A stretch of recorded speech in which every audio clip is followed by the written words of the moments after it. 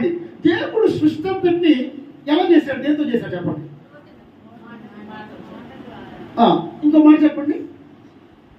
మాట, దానికి ఇంకో మాట చెప్పాలి. ప్రపంచములు దేవుని వాక్యం వల్ల నిర్మించబడ్డవి. ఆయన వాక్కు చేత ఈ లోకమంతా ఏం చేశాడు చెప్పండి? సృష్టించాడు. కలుగును గాక, లెట్ దేర్ బి లైట్. ఆయన వాక్కు ద్వారా ప్రపంచం నిర్మించబడ్డది. ఇప్పుడు అంటే వాక్కులో నుంచి ఈ సృష్టి కలిగింది. ఇప్పుడు గమనించండి, యోహాను 1:1 ఏముంది?